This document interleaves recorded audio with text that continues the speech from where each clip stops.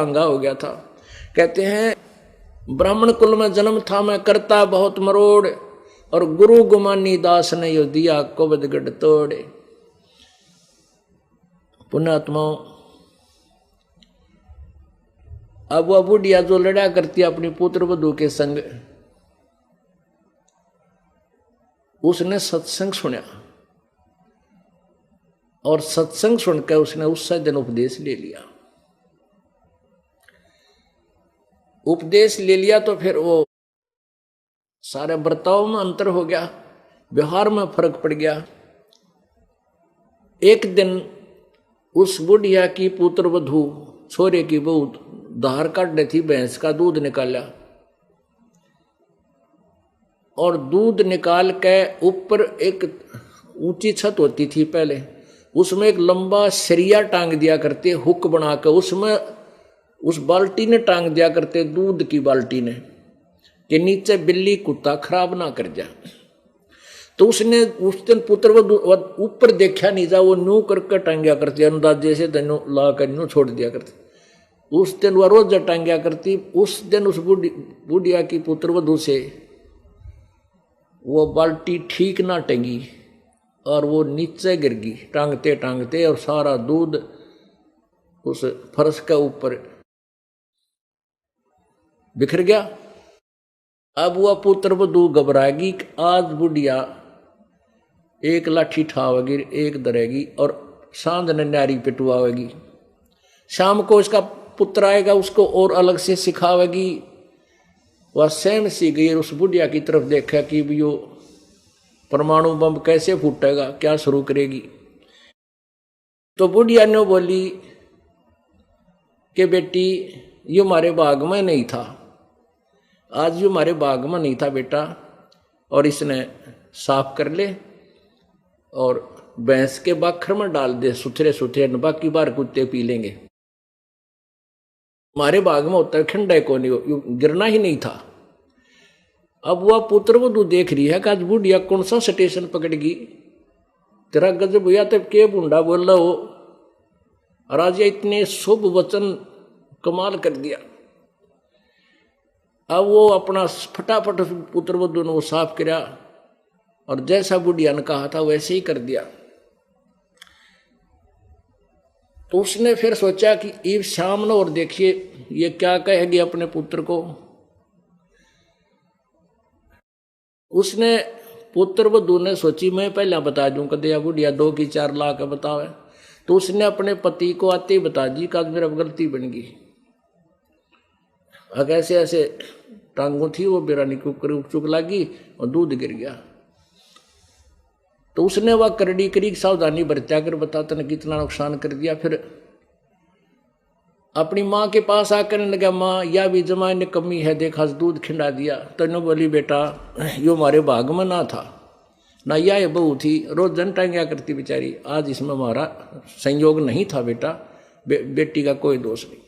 अब इस बात का जो चेंजमेंट उसने परिवर्तन देखा वो अपनी सास में, तो बहू की प्रेरणा होगी। अगर यो तोब का गोला कति ठंडा हो गया तो जरूर कोई न कोई बात वहाँ है, मैं भी चालूंगी। हफ्ते महीने 20 दिन वो बुढ़िया का रवैया देख के उस पुत्र वधू ने भी नाम ले लिया। धीरे धीरे पूरा परिवार उपदेशी हो गया। पुण्यात्माओं, उपदेश लेने के बाद हमारे हर व्यवहार में परिवर्तन होना चाहिए, तभी हम भगत हैं। हम नाम भगत का धरावर काम जगत तो बूंदे करें, तो क्या कि भगत भी लड़ाई झगड़ा छोटी छोटी बातों पर खर्चा तानी है, थोड़ा हानि लाभ हो जाए फिर वह कंजरपना, फिर क्या फायदा इस भक्ति का। फिर विश्वास कहाँ आपको भगवान के ऊपर, जो परमात्मा करता है। अब जो भी ऑपरेशन होगा मालिक करेगा, आपकी हानि है तो भी हित, और हित तो हित है ही है, आप इतना विश्वास रखना। अब क्या कहते हैं, जैसे हम पहले गांव गांव में घर घर में सत्संग करने जाते थे, तो हम जो एक बहन ने नाम ले रखा और वो अपने पति ने कहे आप भी नाम ले लो, आप भी नाम ले लो। फिर मेरे से कहने लगे जी समझाओ, नहीं मानता है को नहीं, आदमी तो बढ़िया है, पर पता नहीं क्या बात है, यूँ नाम क्यों ना लेता। मैंने उसको समझाया, भाई नाम क्यों ले लो आप भी, या कोई बुरी चीज़ तो है नहीं। आपकी पत्नी नाम ले रही, आपके बच्चे ले रहे, आप नहीं लोगे तो इनका कुछ ना कुछ बाधा ही करोगे। वो कहने लगा जी नाम तो मैं ले लूँ, पर ये आपकी भगतनी में कोई अंतर तक हो ना, माड़ी ही बात पर बड़का न दे डंडा दे डंडा। कोई पशु ने दूध ना दिया या दूध देते समय टांग ठाली ठाकर मोगरा दे लट्ठा दे लट्ठा। मन ने बोला सूर तो बोलती नहीं, तो इसमें कोई परिवर्तन तो ना मन देख रहा, फिर नाम तो मैं ले लूँ, जैसा ही नाम है मतलब 7 जन्म भी ना लूँ, जैसा इसी भक्ति ये कुक्रम नो के नो रखने हैं। फिर वह समझाई वे बेबे की जड़ तू ही है, जब अपना कोई तूने व्यवहार चेंज कराया नहीं, कोई परिवर्तन नहीं आया तो क्या की भक्तनी है। तो पुण्यात्माओं, इस प्रकार सत्संग में आने से हमें अपनी सतिथि का ज्ञान होता है, और जो क्रियाक्रम हम प्रतिदिन करते हैं उनको गणा बढ़िया मान कर करा करते, उनका भी जो ना तुलनात्मक तरीका हमें यही मिलता है कि ये भक्ति कर्म करने के, ये कर्म करने योग्य हैं या नहीं है। कर्तव्य कर्म का ज्ञान भी कहते हैं आपको सत्संग सदग्रंथों से ही होगा। सत्संग वही है जिसमें सदग्रंथों के आधार पर ज्ञान दिया जाए। जो सदग्रंथों से अतिरिक्त ज्ञान दिया जाता है वो लोक वेद है, दंत कथा है, वो सत्संग नहीं है, क्योंकि उसका आधार नहीं है। अर सुमर सो हंस कवावे यो कामी क्रोधी कागरे। अर सुमर सो हंस कवावे यो कामी क्रोधी कागरे। बहोरा न भर में विष के बन में चल बे गमपुर बागरे, चल बे गमपुर बागरे। अपन आत्मा हर सुमरे सो हंस कहावे। अब भगत जैसे लक्षण होंगे तो वो भक्त कब आवेगा। अब जैसे एक भगत था हमारा, 1 नंबर का शराबी, और फिर उसने नाम ले लिया, उपदेश ले लिया, शराब छोड़ दी, तो सारा गांव में उसने भगत जी कहने लग गया। पहले शराबी कहा करते थे कि वो आ गया फलाना शराबी, क्यों शराब पी कर शराब कितने गड़ी में पड़ा रहता है, ऐसे ही। और फिर उसने भक्ति प्रारंभ कर दी तो वो भगत जी कहलाया। हर सुमरे सो हंस कहावे और कामी क्रोधी कागरे। ओए होए, पुण्यात्मा हंस किसे कहते हैं? हंस उस पुण्यात्मा को कहते हैं जिसने दूध और पानी छान लिया, यानी निर्णायक ज्ञान फैसला कर लिया कि बुरे कर्म करने से बुरा फल होता है, अच्छे शुभ कर्म और भक्ति शास्त्र अनुकूल साधना करने से मोक्ष प्राप्त होती है।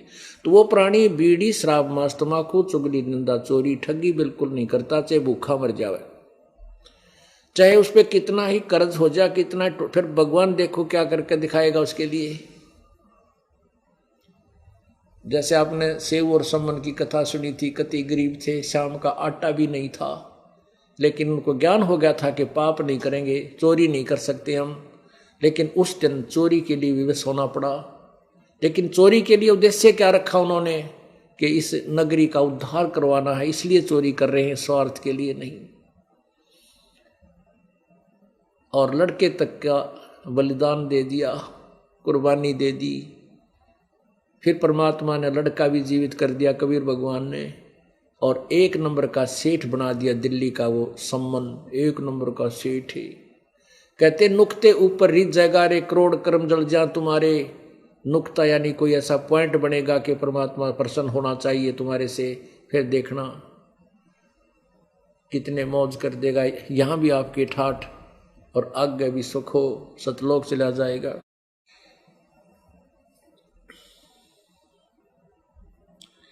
हर सुमरे सो हंस कहावे, ये कामी क्रोधी कागरे। जो भक्ति करे वो भक्त होता है, और भक्ति करते करते भी काम क्रोध और ये बकवादियों की नो है, वो तो काग है, वो भक्त नहीं है। जैसे बुगला और हंस एक ही जैसे पक्षी होते हैं, एक ही जैसा उनका स्वरूप होता है, लेकिन उनमें भेद, उनकी पहचान कैसे होती है? एक ही सरोवर में, एक ही झील पे बुगला होता है, वो तो मच्छी खाएगा, मछलियां खाता है, या वो गोगे खाता है, जो चिड़िया ये गोल गोल शंखले से हुआ करें, उनमें जीव होता है बिल्कुल जेर जैसा, उनने फोड़ फोड़ कर बुगला तो वो खाता है, और आंख बंद करें दिखा जानो जैसा भगत नहीं। और हंस क्या होता है? हंस उसी तरह का वैसा ही पक्षी होता है, वो मच्छी नहीं खाएगा, वो कीड़े मकोड़े नहीं खाएगा, वो तो मोती खाएगा, मोती खाएगा। तो उसके आहार से, उसके कर्म से पता चलेगा कि ये हंस है और ये बुगला है। तो पुण्यात्माओं, आप भक्त बने हो तो भक्त जैसे लक्षण करोगे, बुराई को छोड़ोगे। जैसे हंस में एक गुण और होता है, आप एक गिलास दूध में एक गिलास पानी डाल के और हंस के सामने रख देना, उसमें ऐसा गुण दिया प्रभु ने कि वो उसमें चोंच डालेगा, दूध को पी लेगा, पानी पात्र में शेष रह जाएगा, यानी दूध और पानी को वो छान लेता है। तो ऐसे ही पुण्यात्माओं, भक्त अर्थात हंस आत्मा वही होती है जिसने दूध और पानी को छान लिया, यानी सार को ग्रहण कर लिया और थोथे को छोड़ दिया, बुराइयां छोड़ दी, अन्य साधना अनुपासना करते थे वो त्याग दी, तो वो हंस कहलाता है। अरसुमरै सो हंस कहावै, कामी क्रोधी कागरे, भौरा न भर में विस्के बन में, चल बेगमपुर बागरे। अब किस थे नित्यानंद जी? बेगमपुर, बेगम माने जहां कोई दुख ना हो, गम माने कष्ट, बे माने रहित, कष्ट रहित, अर्थात सुख सागर। अब नित्यानंद जी ने स्वर्ग तक का ज्ञान था, उस स्वर्ग को ही ये बेगमपुर यानी सुख सागर कहते थे। अब वो बेगमपुर है कौन सा, वो भी बाप को ज्ञान हुआ, वो सत्यलोक है। हर्ष भौरा न भर में विष के बन में, हे भंवरा, हे जीवात्मा, आप ये नाना प्रकार के विषय वासनाओं के वश, नाना प्रकार के स्वाद करते हुए संसार में भटक रहे हो, इस विषय विकारों के बन में यहाँ मत भटके और चल बेगमपुर बागरे, उस सुख सागर में चलो, सतलोक में चलो। ये स्वर्ग की तरफ संकेत करा, लेकिन दास आपको स्वर्ग से आगे, ये तो प्राइमरी की पढ़ाई समझ लो स्वर्ग तय, लेकिन हमने तो सतलोक जाना है, हमने इसे आगे की पढ़ाई पढ़ दी है।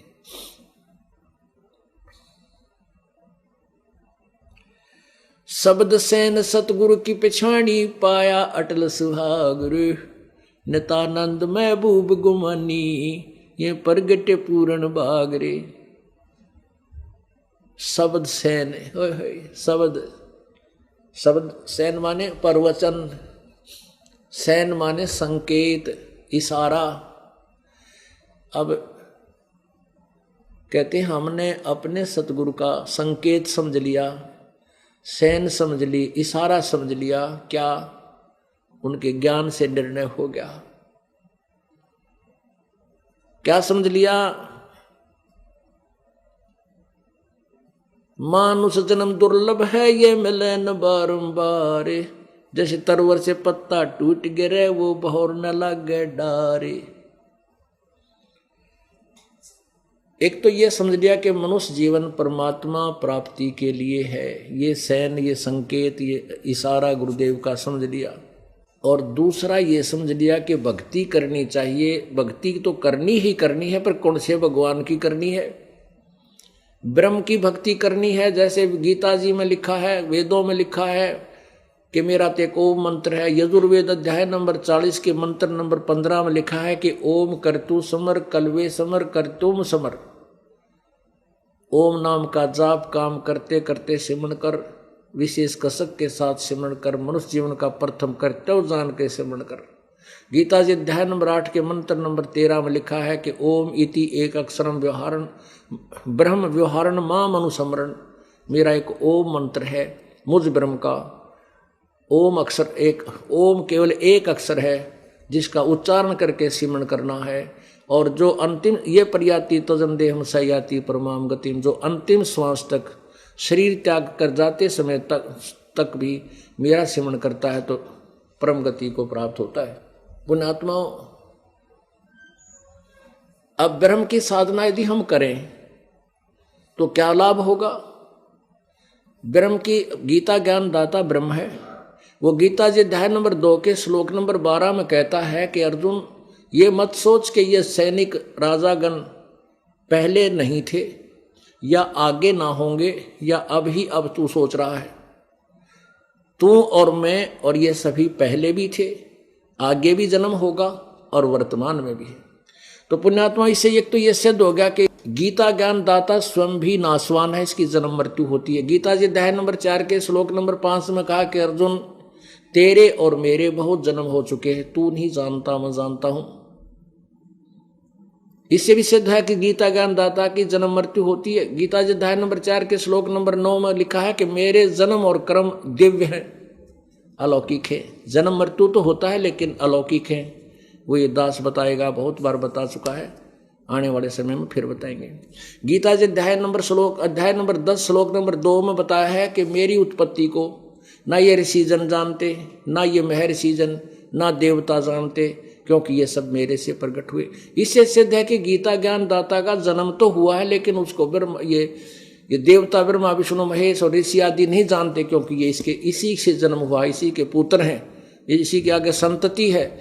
लेकिन इस ब्रह्म के जन्म को कौन बताएगा? इसका बाप बताएगा, वो पूर्ण ब्रह्म परम अक्षर ब्रह्म बताएगा। उसने बता ही दिया हा करके।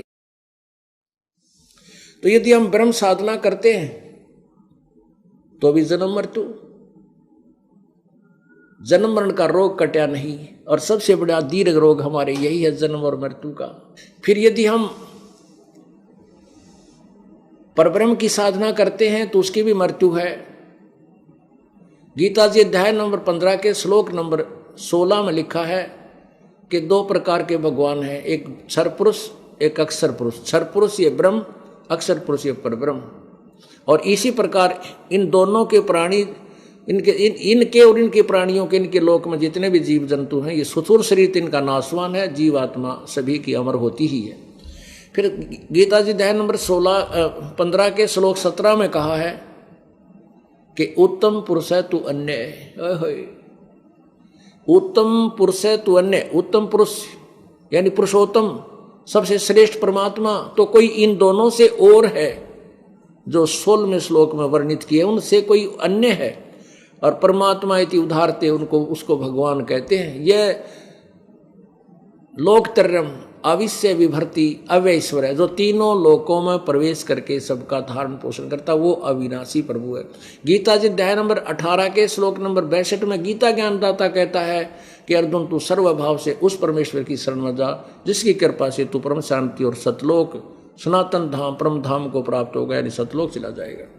तो इस प्रकार संकेत किया है, शब्द सैन सतगुरु की पिछाणी पाया अटल सुहाग रे, नितानंद महबूब गुमानी प्रगटे पूर्ण भाग रे। महबूब माने प्रियतम, सबसे प्रिय। अब जब आपको ज्ञान होगा कि हमारे ऊपर कितना कैर टूटना था, और उस परम पिता के द्वारा भेजा गया एक दास जिसने ऐसा ज्ञान दे दिया जिससे हमारा भी कल्याण, बच्चों का भी कल्याण, यहाँ भी सुख, हर तरह की सुविधा हमें मिल गई, तो आपका उसके प्रति कितना लगाव बनेगा, आपको वो हाँ संत कितना अच्छा लगेगा। तो यहाँ नित्यानंद जी, ये पुण्य आत्मा का स्वभाव होता है, उसके ऊपर इतना डिवोट हो जाना। तो नित्यानंद जी ने अपने गुरुदेव को अपना महबूब मान लिया, आत्मा का प्रियतम। कहते नित्यानंद महबूब गुमानी, वो प्रगटे पूर्ण भाग रे, कि मेरे कोई पूर्ण भाग थे जो ऐसे महापुरुष ने का आना हुआ और मुझे इनका ज्ञान प्राप्त हुआ। तो पुण्यात्माओं, आपको जो ज्ञान हुआ नित्यानंद जी से असंख्य गुना ज्यादा आपको मिल रहा है। आपका भाव कैसा होना चाहिए फिर अपने गुरुदेव के प्रति? ये सैन समझनी है, संकेत, ये इशारा समझना।